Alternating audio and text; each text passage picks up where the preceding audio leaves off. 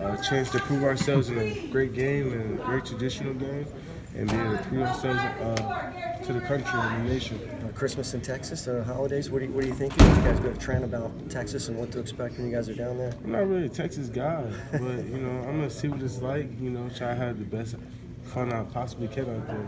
You're not gonna try on a cowboy hat, the boots, the whole thing? Nah, my dad's a Cowboys fan, so he'll probably come out in his Cowboys gear when he come out there. All right. Micah, you've got a lot of honors this postseason, a lot of All-Americans. Is this what you envisioned for yourself? Have you surpassed your expectations? Have you met them? What are you with those? So coming here, I had a great vision. Obviously, I wanted to be a great one at Penn State, and I think words have power.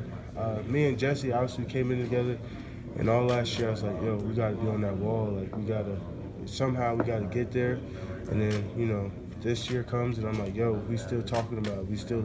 I'm staring them down like every day. Every time I walk in the locker room, I probably stare at the All-American honors.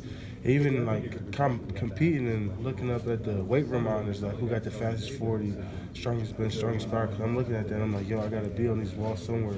I got to be the best of the best because, I saw Saquon do it. And so I think my vision is almost there, but like it's not complete. Like when I committed here, I said that I wanted to win Big Ten titles, national titles. So I feel like it's a good start to what my vision has been, but it's not complete yet. So. You mentioned the team goals. You guys are the lead-in to the national semifinals. How close is this team to getting into that college football playoff? Oh, we're so close. We're 10 points away. I feel like one game cost it all. So we just got to finish so much better next year, and I think we got a lot of guys coming back, a lot of vets. We're going to lose some good guys.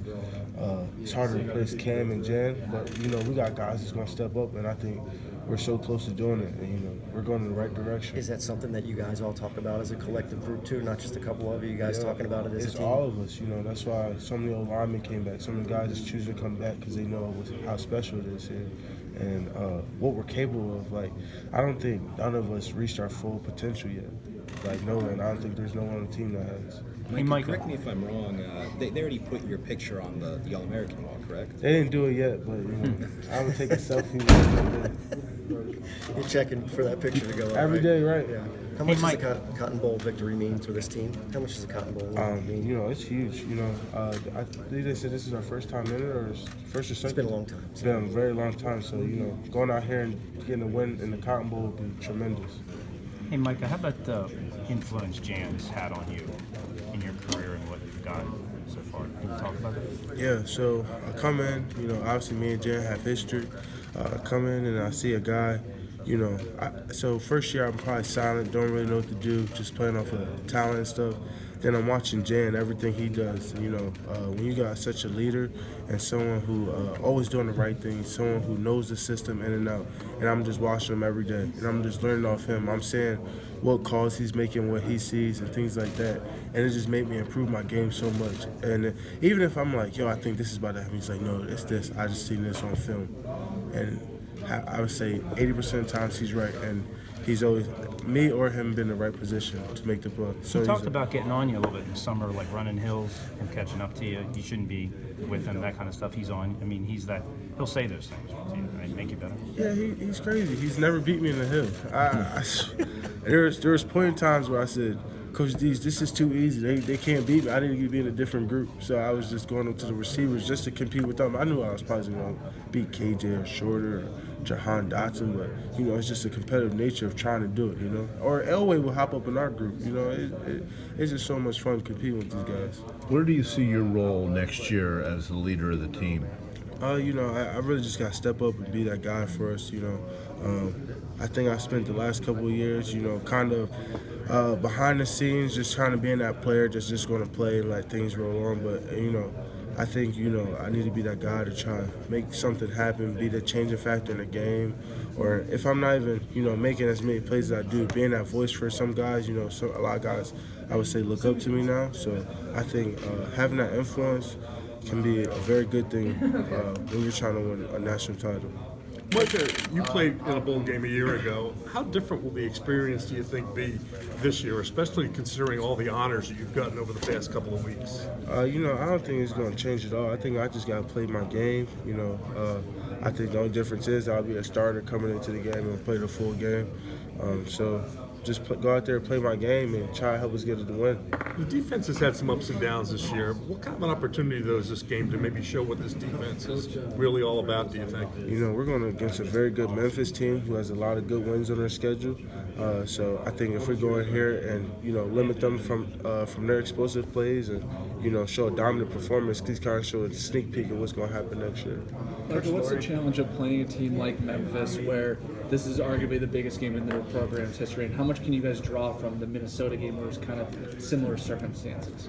You know, we look at those games and see how, you know, you look at those games and you think how many plays we left on the field, what we gave up, you know. And tendencies in bowl games, Coach Frankie talks about the time people seem to get lazy, to make more mistakes and things like that. So our main goal these last couple of weeks has been execution. You know, that's all we've been focused on, making sure we're doing all the right things on all three phases, special teams, offense, and defensively. So, you know, we're just going to make it clean, and, you know, we're going to have a good game out there.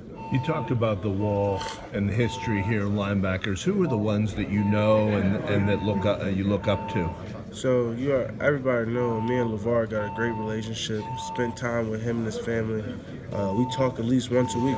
There was a point in time where I would call him before every game. He said, "Just make that one play. You gotta be that guy.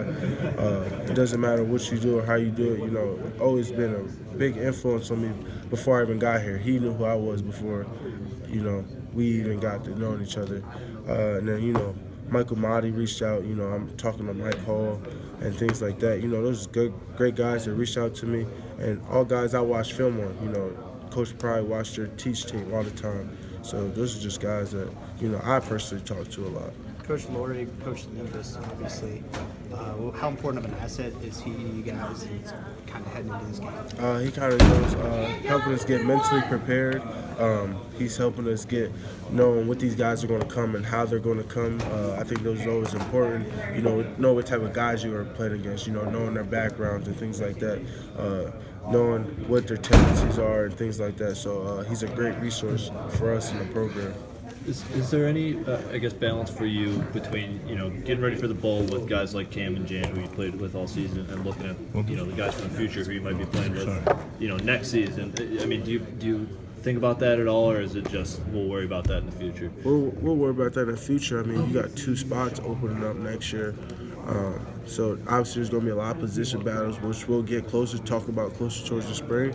But right now, you know, I'm going to play my best for Jan and Cam to lead them off victorious and get them a fat ring. You know, try to get them a fat ring and a win on their last game in a Penn State uniform. During you might have been already asked this, but during the National Signing Day stuff, Coach Pride, when he was talking to Curtis Jacobs, said, "I already told Micah that you're coming for him." Did you see that, and do you have any reaction? Yeah, I saw it. You know, Coach Pride always talking smack, man. you know, but you know that's the type of competitive nature we're bringing into the room. We want a group of guys.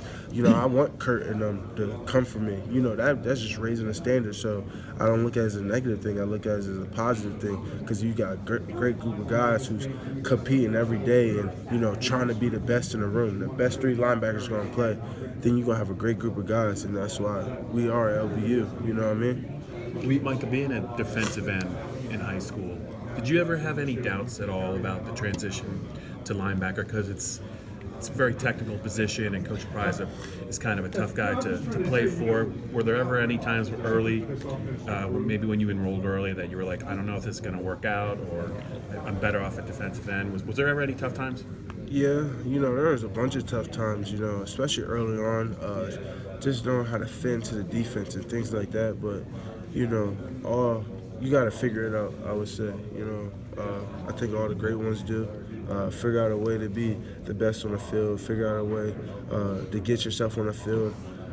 But there was a point in time where I also was struggling, but I was going up to Coach Pride's office almost once a week saying, what can I do to get better? Like, I'm not understanding this. Can you help me figure it out? You know, I think those was the strides I was trying to make to get on the field as fast as possible that, you know, people might not see from the outside in. So I was just trying to use every way possible to get out there on the field to show what I could do. So when these awards start coming, is that kind of a validation that, wow, I made the right decision to go play with LB? I don't know, man. Like, sometimes it still don't feel real. Like, anytime Coach Franklin call me and tell me something new, I'm like, man, that's so crazy. Like, I didn't expect it, It's not like I was like, yeah, I'm going to get that, Like, just like thinking about so much what I've been through and then, like where I'm at now is like, crazy to me and my family. So when everybody's like, oh my God, you so all man, I'm like, man, I'm just still Micah, man. I just do what I do, lay back, nothing changed about me, man.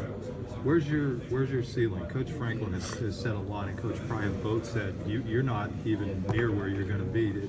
As you look at it yourself, where can you get better? Where do you have to keep developing?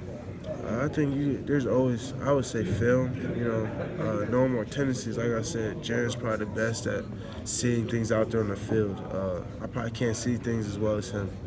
You look at, I still think there's some plays I missed just because I might have been lined up wrong, maybe not in the right position, or we might have not been bumped over all the way. So just like some critical areas that I make on myself, and then I have Coach critique me too. And I tell Coach, I was like, critique me to a way where I'm gonna become better, So even if so he would have gave someone else a 1 and I got a 0, I'd be like, yo, why did I get a 0? And he tell me why. He's like, well, you didn't come tight enough off the bend, and you could have made that play way better than what you did. So it's just little things like that. How Coach probably makes me better. You heard it all from LeVar recently when all this is going down? No, I didn't reach out to him yet, but because I know he's busy right now, but I'm gonna talk to him real soon. With agents, come a long way from being a player in Harrisburg just a few years ago, now playing in the Cotton Bowl. Tell me about how's your journey been, and did you ever expect to be playing in Jerry's Stadium this soon in your career? No, but football has brought me all over the world. I've seen a lot of places, met a lot of people, but I just hope this is like motivation to people in Harrisburg. I come home and kids tell me like how much they look up to me. My sister works at one of the school districts, and how the kids talk to me all the time. I just hope to be an influence on all those young kids, because I was once in their chair, and a lot of kids from Harrisburg, we don't really make it to this type of scenery and this type of get this opportunity and fulfill our dreams. So I just hope I'll be a great resource and a great influence to all those kids to keep reaching our goals and keep striving for greatness. A lot of the highly ranked prospects only stay in college 3 years. How are you going to block out all the distractions that next year could bring for you? You gotta go one game at a time and see what happens. Anything can happen in the spring. It's a long time until next year.